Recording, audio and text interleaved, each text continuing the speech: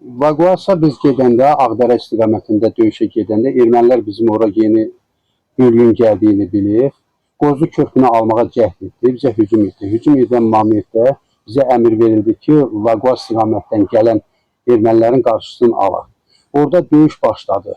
Birinci günü 7-ci gün, ikinci günü günortaydı. Günortaydı təxminən, hə. O döyüş başladı. Bir neçə yüksəklikdən ermənilər çəkildi. Biz getdik o yüksəkliyi götürdük. O yüksəklikdə də mənlə ilk dəfə gedənin biri rəhmətli Pircan kəndindən şoförümüz vardı. Şəhidimiz. Bəhmən getdi. Girdik Akopa. Akopa girdik. Biz 6 nəfər Akopda oturmuşduq. Ermənilər də cəhd edirdi ki, o yüksəklikləri bizdən alsın. Və arxadan o bir bölükdə köməyə gəldilər. Axşam düşdü. Biz qaldıq həmən bölükdə. Gecə bizə kömək verdilər ki, siz oradan tərpənməyin, o postu möhkəm saxlayın. Səhərə yaxınıdır. Ermənilər yenidən cəhd etdi ki, həmən yüksəkliyi alsınlar. Həmən yüksəkliyi atmağa cəhd etsələr də yenə də ala bilmədilər. Biz həmən yüksəkliyi saxladıq, səhər açıldı və yenidən komandirimiz gəldi, Əhmədov göstəriş verdi ki, Qızılqaya kəndini azad etmək lazımdır. Qızılqaya kəndinə iki istiqamətdən hücuma keçdi. Sağ istiqamətdən başqa bölük, sol istiqamətdən bizim bölüklərimiz irəlilədi. Biz bölüldük, Qızılqaya kəndinə demək olar ki, hava məsafəsi ilə kəndə girməyimizə 100 metr qalmışdı. Mənim yanımda Telmanı vurdular, Kəlbəcər Nağca kəndindəndir, yaralandı və bir dənə də orada o bir bölükdən şəhidimiz oldu. Eyni zamanda yaralılarımız oldu. Mən o yaralını arxaya çıxartmaq üçün çox cəhd etdim. Mən onu qucağımda çəkəndə həmən şəxs bu dəqiqədə durur Telman. Qucağımda da hələ ona günə də qıçasına güllə dəydi. Onun qıçası kəsilibdi, yaşayır. Allah canını sağ eləsin, qazimizdir. Və onu çıxartdım arxaya, yenidən qayıtdıq. Öz mövqeyimizdə dayandıq bəlkidir. Süleyman Əhmədov gəldi, çıxdı yanımıza. Dedi, mövqeyinizi verməm. Aldığınız mövqeylərdə bərk durun, qalsın. Bir şəhidimiz qaldı. Erməni ilə bizim aramıza olan məsafədə. 1992-ci ilin avqust ayının 20-sində briqada komandiri Zahir Rizeyevin əmrinə əsasən biz Ağdərənin Qozlu kəndinə gətirildik. Həmən vaxt bir gün qabaq biz Laçın rayonunun Pircahan kəndində dislokasiya olmuşduq. Həmən ərazidən biz gecə ilə hərəkət edib Qozlu kəndinə gəldik. Qozlu kəndinə çatandan təqribən 1 saat sonra bizi tabor komandiri Süleyman Əhmədov cərgəyə düzərək briqada komandirinin əmrini bizə elan etdi. O göstərdi ki, əmrə əsasən biz Ağdərə rayonunda yerləşən Qızılqaya kəndinə hücum etməliyik. Həmən ərazidə yerləşən erməni terror birləşmələri kənddən təmizləməliyik. Döyüş tapşırığını elan edəndən sonra biz komandirimizə müraciət etdik. Ondan dedik ki, ona müraciət edib dedik ki, mümkünsə kəndi biz kəşfiyyat eləyək, relyefə biz bələd deyilik, ümumiyyətlə bizim şəxsiyyətdən heç kəs o ərazini tanımır. Kəşfiyyat eləyək ərazini, düşmənin canlı qüvvəsinin, texnikasının, müdafiə mövqelərini öyrənək, ondan sonra hücum əməliyyatını həyata keçirək. Lakin o bir də xəbərdarlıq elədi ki, bu əmr briqada komandiri Zahir Rizeyevin əmridir. Bugün döyüş əməliyyatı başlamalı və kənd düşməndən azad edilməlidir. Döyüş əmri veriləndən sonra bizim qabağımızca 2 dənə tank, bir şilka hərəkət etməklə Qızılqaya kəndi istiqamətində əməliyyata başladıq. Həmən əməliyyatda bizim taborun ancaq 1-ci və 3-cü bölükləri iştirak edirdi. Taborun 2-ci bölüyü isə hələ ki Laçından Ağdərəyə gətirilməmişdir. Döyüş əməliyyatına başladıqdan sonra biz hərəkət edib Qızılqaya kəndi istiqamətində yaxınlaşanda bizə məlumat verdilər ki, kəndə az qalmışıq, döyüş vəziyyətinə keçməliyik. Biz zirehli texnikanın arxasınca 2 yeri istiqamətdə, yəni zirehli texnikanın sol və sağ istiqamətində bölülərək sel şəklini alıb Qızılqaya kəndinə doğru hərəkət etməyə başladıq. Qızılqaya kəndi qalın sıx meşələrlə əhatə olunmuş, təpələrin arasında yerləşmiş, biz tərəfdən nisbətən çökək bir ərazidə yerləşdiyinə görə biz həmən ərazinin görə bilmirdik. Bələdçinin iştirakı ilə həmən istiqamətində biz hərəkət edirdik. Biz kəndə yaxınlaşdıq. Mənim deməli getdiyim qrup deməli Zirehli Texnikanın ən sağ hissəsində buruna bənzər təpənin lap sağ hissəsində 9 nəfərlik şəxsiyyət idi. Bu şəxsiyyətin hamısı birinci bölüyün əsgərləri idi. Bu əsgərlərdən mənimlə yanaşı Cabbar Aliyev, sonra Zöhrab Aliyev, Vasif Əsədov, Məhərrəm Aliyev, bir də digər şəxslər, onlar yadımda deyil. Həmin əsgərlərlə biz ən sağ cinahda buruna bənzər təpənin döş hissəsi ilə kəndə düşməyə başlayırdıq ki, qəfildən intensiv atışma başladı. Ermənilərin müdafiə mövqeyində yerləşən 2 tankla bizim mövqelər vurulmağa başladı. Bu vaxt bizim tanklardan biri erməniləri vurduğu minaya düşərək partladı. İkinci tankı isə ermənilərin atdığı mərmi ilə, tank mərmisi ilə bizim tank vuruldu. Bundan sonra isə atışmaya eyni zamanda ermənilər tərəfindən kəndin müxtəlif hissələrində yerləşmiş, bizim görə bilmədiyimiz ağaclıq və kolluq hissələrdən dərin qazılmış səngərlərin içərisindən bizim mövqelər atıcı silahlarla da atışa tutulmağa başladı. Biz sağ cinahda olan qrup kəndi müşahidə aparır, atışma səslərinin hansı tərəfdən gəldiyini müəyyən etməyə çalışırdıq. Çünki düşmən mövqelərini müəyyən etmək çətin idi. Kənd çökəkdə, təpələrin arasında, sıx ağacların əhatəsində idi. Ona görə də həmin ərazini görmək, müəyyən etmək çətinlik törədirdi. Biraz biz müşahidə aparandan sonra bizim təqribən 100 metr qarşı tərəfimizdə ermənilərin ağacı və kolluq hissədə səngərini müəyyən etdik. Həmin səngərdən onlar bizim kəndə girmək istəyən sol cinahda olan qüvvələrimizi atəşə məruz qoyurdular. Onların kəndə daxil olmasına mane oldular.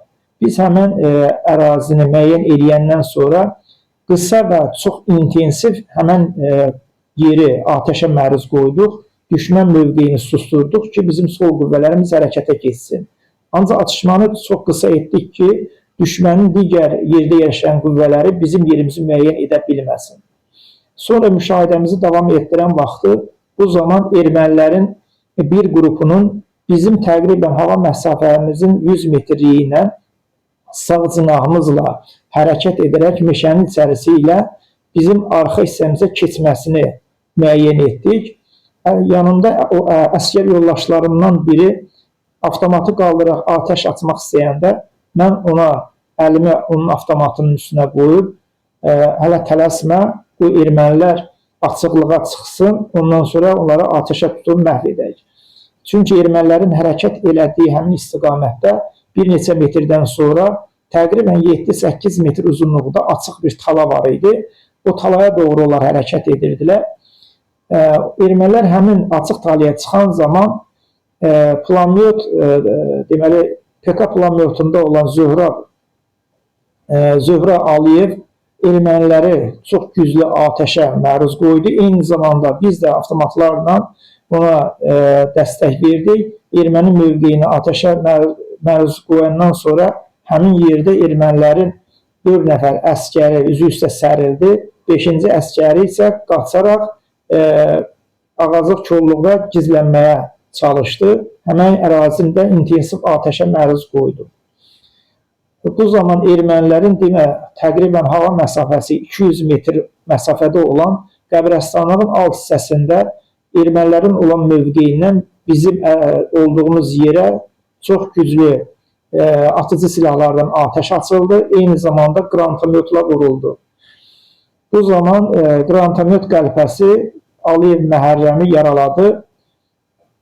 Biz isə həmin mövqeyə qarşılıq verərək intensiv həmin koordinatı, həmin mövqeyi, düşmən mövqeyini atəşə məruz qoyduq. Bu zaman radiostansiya ilə bizə məlumat çatdı ki, tabor komandiri Süleyman Əhmədov göstəriş verib ki, geri çəkilək, əlverişli müdafiə mövqeyi seçərək həmin mövqedə dayanaq.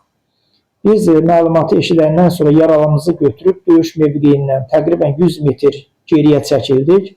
Buna bənzər təpənin üst hissəsində müdafiə mövqeyi seçərək həmin ərazidə cəmləşdik.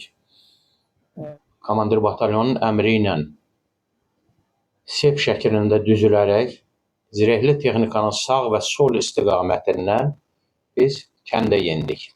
Kəndə yenəndə bizim qrup zirehli texnikanın sağ tərəfindən kəndə yendik. Sağ istiqamətindən yenəndə ora ağaçlıq idi. Ağaçlıqda çox sıx meşəli idi və intensiv atəşə tutulmuşdu. Həddindən çox intensiv hər bir tərəfdən kəndin içindən həm zirehli texnikadan, həm erməni əskərləri tərəfindən çox güclü atəşə tutulmuşdu. Və vəziyyətin nə yerdə olduğunu bilməkdən ötəri, aydınlaşdırmaqdan ötəri, çünki bizə verilən kəşfiyyat məlumatlarına əsasən güc bu qədər güclü olmamalı idi. Qarşımızda olan erməni qüvvələri bir o qədər güclü olmamalı idi. Vəziyyəti ayırd etməkdən, aydınlaşdırmaqdan ötəri mən meşənin qırağında açıq istiqamətdə çıxdım və kəndin içində hərəkətdə olan tankı və akopda olan ikinci erməni tankını gördüm. Çoxlu sayda əskər qüvvələrin, erməni əskərlərinin ağaçlıqlardan, akoplardan bizim istiqamətimizdə atəş açdıqlarını gördüm. Bu müşahidələri edəndən sonra mən hazırlaşıb erməni tankına, kəndin içində aktiv hərəkət edən erməni tankına qranatometdən atəş etmək istədiyim vaxtı arxamda güclü partlayış eşitdim. Güclü partlayış oldu. Və çönərək bizim zirehli texnikadan olan birinci tankın minaya düşdüyünü gördüm. Bu vaxtı mən qranatometla ikinci tanka, o erməni tankına atəş açan məqamda bizim ikinci tankımızın vurulduğunu gördüm və mənim atəşimlə eyni vaxtda düşdü. Mən erməni tankına atəş açan məqamda bizim ikinci tankımız vuruldu və o snaryaddan qopan qəlpə məni qarın nahiyəmdən yaraladı. Mən yıxılaraq çoxlu qan itirdim və döyüş yoldaşlarım Noruzov Rəmzi, Aslanov Nəsimi, Sahib dayı dediyimiz ağsaqqal Sahib dayı tərəfindən və biz köməklik olunaraq və mən döyüş meydanından çıxarıldım. Döyüş meydanından mən çıxarılaraq arxaya təxliyə olundum və aradan bir müddət keçəndən sonra Kəlbəcərdə, hospitalda mən özümə gəldim. Biz orada cəmləşəndən sonra döyüş haqqında məlumatlar, döyüş haqqında baş verən hadisələri müzakirə edirdik. Həmin vaxt müəyyən oldu ki, bizim əsgər yoldaşlarımızdan bir neçə nəfəri döyüş vaxtı yaralanıb, onlar arxaya hərbi hospitala göndərilib. Onların içərisində isə atışma zamanı bir nəfər əsgər yoldaşımız itkin düşübdü. Bu Aslanov Nəsim idi. Biz araşdırma aparandan sonra onu müəyyən etdik. Bu cür müzakirə aparıb döyüşlə əlaqədar söhbət etdiyimiz zaman qəfildən bizim sağ hissəmizdə sıx meşəlik və hava məsafəsi təqribən 200 kilometr olan hündür dağ olan ərazi olan tərəfdən bizə deməli biz tərəfdə deməli orada mərmi partlayışının səsini eşitdik. Bu zaman əsgər yoldaşlarımızdan biri ayaq üstə dayanmışdı. O əli ilə işarə etdi ki, o tərəf istiqamətindən düşmənin atdığı mərmi partlayışı səsi gəldi. Biz həmin yeri müşahidə apardıq. Müşahidə aparan zaman bu zaman təzədən bizim sağ tərəfimizdə ikinci bir partlayış baş verdi. Təqribən bizim sağ tərəfindən 100 metr məsafədə. Mən müəyyən etdim ki, düşmən sağ və solumuza atəş açmaqla bizim mövqeyimizi dəqiqləşdirib həmin yerə artilleriya zərbəsi endirmək istəyir. Ona görə də tez qayıdaraq orada toplaşmış əsgər yoldaşlarıma xəbərdarlıq edim ki, cəld hərəkət edin, bu ərazini tərk edin, aşağıda təpənin arxa hissəsində sıx meşələrin yerləşdiyi yerə getməsini üçün onlara xəbərdarlıq etdim. Çünki biraz geciksəydik, həmin ərazi artilleriya vurula bilər, çoxlu itki verə bilərdik. Onlar həmin ərazini tərk edib aşağı düşmənin görə bilmədiyi əraziyə gedəndən sonra mən həmin ərazidə qalıb, ağaca söykənib, hündür bir ağaca söykənib, düşmənin bizi görə biləcək ən hündür dağı müşahidə altına aldım. Çünki ermənilər kənddən həmin ərazini görə bilməzdilər. Kənd çökəkdə yerləşirdi. Yeganə görə biləcəkləri yer bizim sağ tərəfimizdə olan hündür dağ ola bilərdi. Ehtimal et ki, həmin ərazidə ermənilərin qüvvəsi var ki, onlar bizim olduğumuz yeri müşahidə aparıb artilleriya bizim olduğumuz yeri vurdurmaq istəyirlər. Mən biraz müşahidə aparandan sonra bir neçə dəqiqə orada şübhəli heç nə görmədim. Ondan sonra yolun alt hissəsində çökək bir yerə düşüb oturmaq istəyirdim ki, qəfildən mənim arxam hissəsində çox güclü partlayış baş verdi. Həmin partlayış dalğasından mən üzü üstə yerə sərildim. Bir neçə saat kontuziya vəziyyətində oldum. Başımdan, qulaqlarımdan çox güclü uğultu səsləri gəldi. Bir müddətdən sonra, özümə gələndən sonra qalxıb düşmənin atdığı, yəni mərminin düşdüyü yeri müşahidə apardım. Həmən yerdə deməli mənim bir neçə metrimdə düşmüş minamet mərmisinin olduğunu aşkar etdim. Partlayış dalğası çox güclü olmuşdur.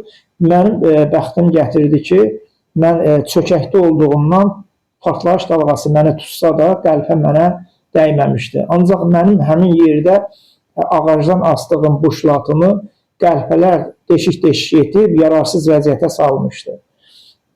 Həmin günün axşamı bizim komandirlər bizi bir neçə qrupa bölərək müdafiə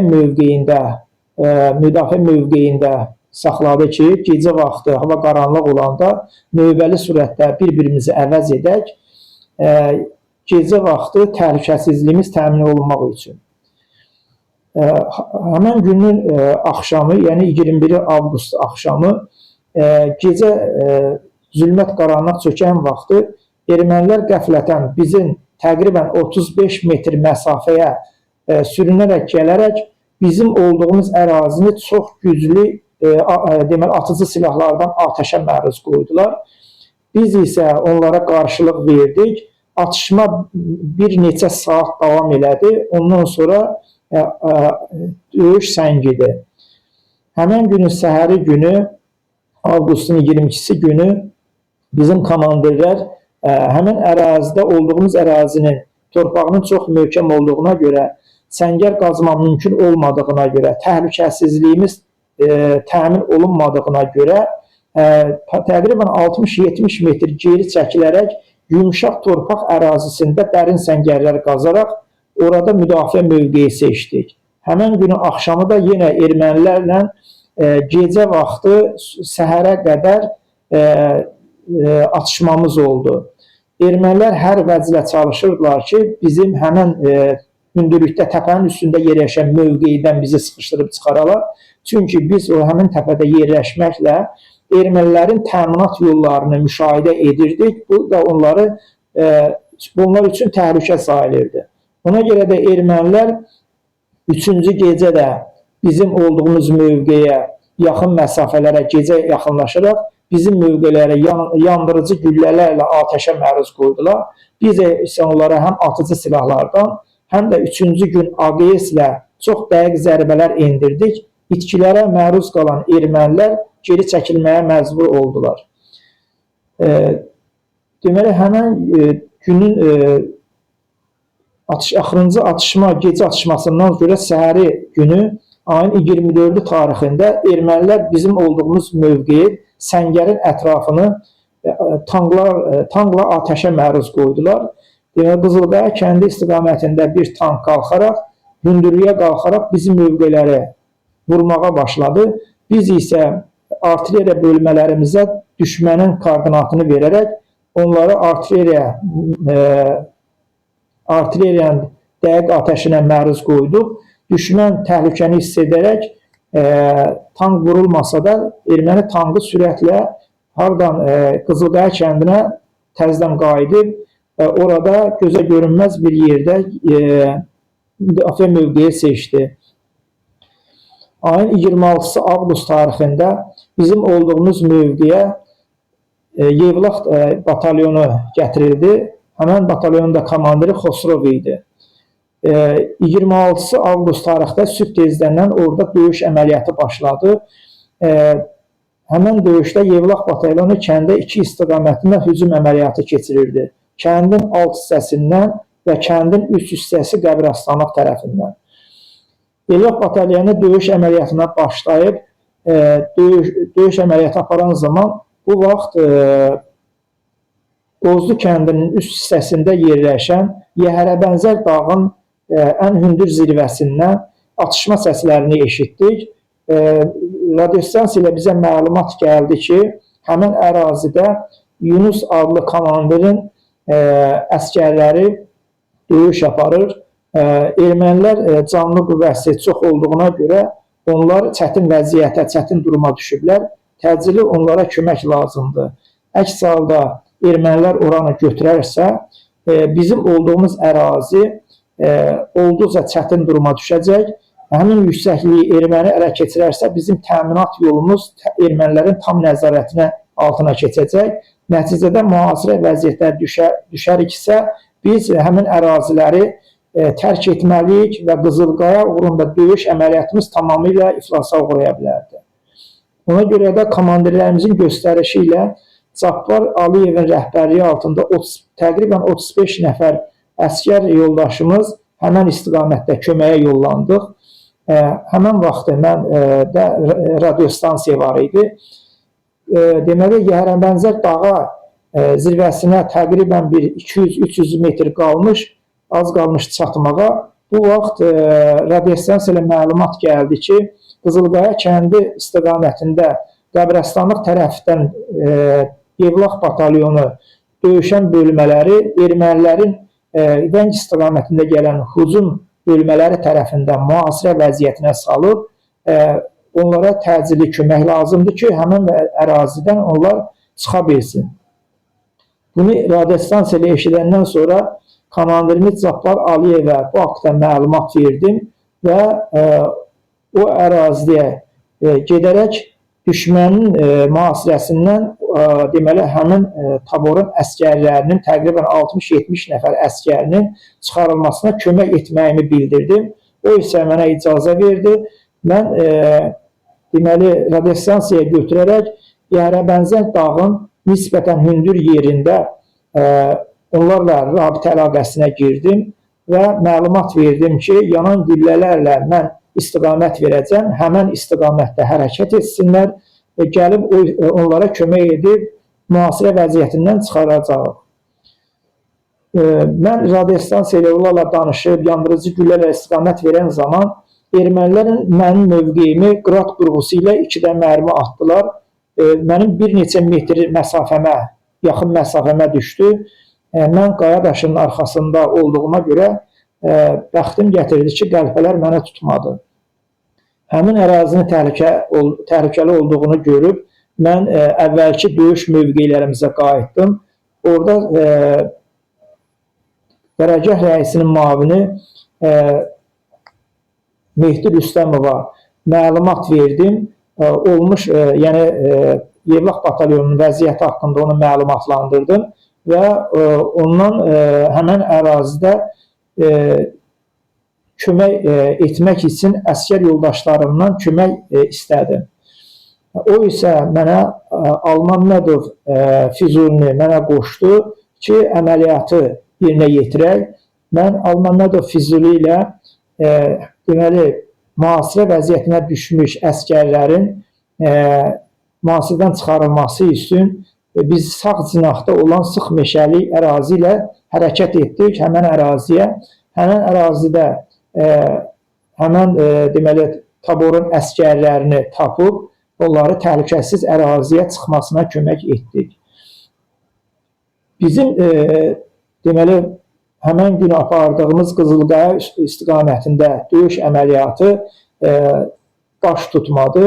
Ona görə ki, ermənilər həm Qızılqaya istiqamətində, həm də Yəhərəbənzər dağ istiqamətində hücum əməliyyatları, yeni qüvvələr, rezervdə olan qüvvələri ora cəlb etməklə döyüş əməliyyatımızı pozdu, kəndi azad etmək mümkün olmadı. Ancaq Cabbar Aliyevin rəhbərliyi altında olan qrup isə Yəhərəbənzər dağa qalxaraq həmən istiqamətdə döyüş əməliyyatı keçirilməsi üçün hərəkət etmişdir. Həmin vaxtı bizə orada əmr gəldi ki, bəs yuxarıda bizim ən yüksək nöqtədə bir postumuz vardı, həmin də postu Yunisin komandir olduğu rota qoruyurdu. Və ora ən yüksək nöqtə idi ki, əgər oranı ermənilər alsalar, yenidən Ağdaya ki, ermənilər nəzarətinə keçirdi. Və onlara hücum olubdu və onlara kömək getdi. Biz orada yuxarı kömək getdik, onlara kömək getdik və həmin vaxtı orada Artoqamer kəndinə hücum eləyən 123 nömrəli Yevlax batalyonu onların uşaqları bir səs mühasirədə qalmışdı. Komandiri də Xosrov idi onlar. Bəli, qərargah rəisi Nizam Bayramov idi. Döyüşdə çox qəşəng idarə edirdi. Komandiri də Xosrov idi. Familiyası bilmirəm. Dəqiq yadımda deyil familiya. Amma Nizam Bayramovdu döyüşlərdə. Çox da qəşəng idarə edirdi döyüşü. Və onlar həmin ərazini yaxşı tanımadıkları üçün onlar elə bir ki, çıxa bilmirlər həmin ərazidən. Və ona görə də qəşəng onlar oradan çıxartmaq üçün həmin istiqamətə getdi. Biz isə yuxarı getdik, həmin yüksəklikdə olan bizim posta köməyə. Və ora çatanda məlum oldu ki, orada yaralılar oldu. Gedib yaralıları götürməyə maşınlar, həkimlər. Maşını vurublar, Yunisdə vurubdu. Onlar, deməli, həkim qaçıb çıxa bilmişdi oradan. Və bildirdi ki, hələ ki, orada dəsi Yunis yaralı idi, vurmuşdular onu, ancaq sağ qalmağını bilmirəm. Və orada bunların postuna isə hücum oldu. Axşam üstüydü, hava qaralırdı. Orada mən 17 nəfəri özümlə götürdüm. O qalan uşaqları isə göndərdim. Onlar həmin onların Yunis döyüşdüyü yerə ki, orada əgər mümkünsə onu çıxara bilsinlər. Və onların komandirinə bildirdim ki, bizə elə bir ki, mən arxaya keçirəm və arxaya keçəndə siz aşağı yatın ki, biz sizə güllə atmayaq. Və mən bu döyüşdə mən əsasən Rəmzi haqqında danışmaq istəyirəm, o Novruzov Rəmzinin qəhrəmanlığına. Novruzov Rəmzi o İsmail rayonunun Baskal kəndindəndir və həmin o bizim Artoqamerə ayın 21 olan hücumda yaralanmışdı sinəsindən və qospitala getmişdi, göndərmişdi onları. Ancaq 2 gündən sonra o qayıdıb gəlmişdi. Və Baxışda söz kəsəm, indi orada yaralılar haqqında mən məlumat verim. Orada bizim deməli Artoqamer, yəni Qızılqaya kəndində bizim Quliyev Xasay şəhid oldu, Asmalov Nəsimi şəhid oldu. Sonraki döyüşlərdə o kənd azad olunanda Nəsiminin nəşi oradan çıxarıldı. Eyni zamanda həmən vaxtı yəni Qızılqaya döyüşlərində Aliyev Məhərrəmlə yanaşı Novruzov Rəmzi, Niftaliyev Ağasəf, Mustafayev Elşən də həmin döyüşdə yaralanmışdılar. Və Rəmzi 2 gündən sonra qayıtdı gəldi. Mən Rəmzi dedim ki, sən niyə qayıt gəlmirsən? Dedi ki, bəs yox, burada da gördüm 2 nəfər şəhid oldu, 1 nəfər şəhid oldu, 1 nəfər itkin düşübdü. Həlanda biz Nəsimin nəşini götürə bilməmişdik. Və neçə nəfər də yaralandı, bəs sizi mən belə qoyub gedə bilmərəm. Mən dedim ki, yox, gedərdi, heç olmasa evdə dincələrdi. Dedim, yox, evdən təzə məzuniyyətlə gəlmişdi. Bəs getmədi. Və həmin qrupda, o 17 nəfər götürdüyüm qrupda Rəmzi də bizimlədir. Və biz arxaya keçəndə, orada demək, meşənin orada qaranlıq düşürdü. Mən çox çalışdım ki, tez tələsirdik ki, qaranlıq düşməmiş bu əməliyyatı başa çatdıraq. Və orada ağaçların dalında keçə-keçə belə müşahidə eləyib, sonra irəliləyirdik. Mən həmin orada lap sol cinahda idim. Deməli, Rəmzi isə mənim sağımda idi. Birdən qabaqdan belə mən baxanda gördüm kimsə bizi çağırırdı. Dedim ki, dedim qatilə kimsiz, dedim bizi. Dedi gəlin bura. Mən belə baxanda gördüm bir adamdı, quşaqdan yuxarı çılpaqdı və durubdu belə. Mən də fikirləşdim ki, heç vaxtı hücum edən adam belə çılpaq gələnməzdi, amma bu müdafiədə olan adam, nəsə posta durursan, da ola bilər ki, isti olsun, nəsə bir paltarı soyuna bilər. Və elə bildim ki, bizimkilərdir. Çünki həmin ərazini biz tanımırdıq. Yəni, nə də xəritə yoxdur, nə də bələdçi yoxdur. Mən fikirləşdim ki, yəqin biz arxadan hərlənib gəlib bizim öz postumuzda çıxmışıq. Və mən belə bir addım qabağa atıb açılığa çıxanda, belə bu anda birdən gördüm ki, bir qışqırtı səsi gəldi. Çiynimə bir ağır zərbə dəydi, mən yıxıldım. Və bu yıxılan vaxtı güllə atıldı. Deməli, baxdım ki, Rəmzidir, mənim bu yıxan. Rəmzi görür ki, məni bu çağırır bir nəfər, bu həmin ermənidir, təmiz Azərbaycan dilində danışırdı onlar. Deməli, çağırır, bundan arxada isə bir nəfər durub, belə avtomatdan ki, mən açıqlığa çıxanda məni vursun. Və o tullanıb və çiyini ilə məni vurub yıxdı yerə, elə həmin vaxtda güllə açıldı və artıq o güllə boşa çıxdı. Və həmin, burada həqiqətən Rəmzinin çox böyük qəhrəmanlıq göstərdi, çox da cəsarətli bir iş gördü ki, çünki güllə Rəmzi ilə dəyərləndi. Və burada atışma başladı, vaxtı. Biz orada 4 erməni quldurunu öldürdük. Qalanlar isə qaçıb gedib meşənin içərisinə. Və bundan sonra biz deməli ona artıq həmin ərazini deməli ətrafı da biraz nəzərdən keçirib ona post qoyduq. Yenə postu genişləndirdik. Və o qalan bizim bir qrupumuz orada yerləşdi. O bir uşaqlar da gördük ki, Yunisin nəşrini çıxarıb gətirirlər. Və onu artıq qaranlıqdır. Biz orada Yunisin nəşrini gətirdik. Aşağı orada maşın yolu gedirdi, Qəbirstanlıqdan yuxarı, Qoz kəndinə yuxarıda orada. Ora qədər gətirdik, orada qoydu, sonra gəldik, maşını, deməli, maşınla getdilər, onun nəşrini götürürlər. Sonra həmin Yunis, səhv eləmirəmsə, familiyası Nəcəf oldu. Milli qəhrəman adlı onlara görüldü. O hadisədən sonra deməli Qızılqaya kəndinə Yevlax batalyonunun ikinci uzumu hazırlandı. İkinci uzumu səhvimsə 28-29 tarixində başladı. 28-də oldu. 28-də deməli bu dəfə isə deməli təzədən həmin batalyon ora hücum eləyəndə biz artıq iki istiqamətində müdafiə mövqeyində tutulmuşduq. Bizim batalyonun biz Vəkilən gələn yol bağlamışdıq. Bizim deməli 710 saylı taborun bir hissəsi Vəhddən gələn yolun üstünü müdafiə mövqeyi seçmişdi ki, düşmənə əlavə kömək gələndə orada qarşılasın. Bir qrupu isə yəni Qızılqaya kəndinin başı üstündə qurulmuşdu ki, Yevlax batalyonuna kömək eləsin ki, kəndin azad olunmasında, yəni kömək lazım olanda bizim canlı qüvvə onlara tez yenib orada öz yardımını göstərir. Həm silah-sursat cəhətdən, həm də canlı qüvvə cəhətdən. Deməli, ayın 28-i də, avqustun 28-i günü deməli, döyüş əməliyyatı əvvəlkilərə nisbətən fərqli aparıldı. Bu dəfə deməli, Qızılqaya kəndi həm Ketavanın üst hissəsindən qıradla, Aterkin üstündən topla, kənd möhkəm artilleriya vurula-vurula kəndə hücum təşkil elədi. Hücum əməliyyatı ancaq piyada qoşunlardan ibarət oldu və Yevlax batalyonu həmən günü kəndi düşməndən azad elədi. Biz isə düşmənə əlavə qüvvələrin Vəng istiqamətindən və digər istiqamətindən gələn qüvvələri müşahidə altında saxladıq ki, döyüş əməliyyatı, yəni Qızılqayanın azad olunması əməliyyatı rahat keçsin. Həmən günü ayın 28-i, 29-u idi, kənd düşməndən azad olundu.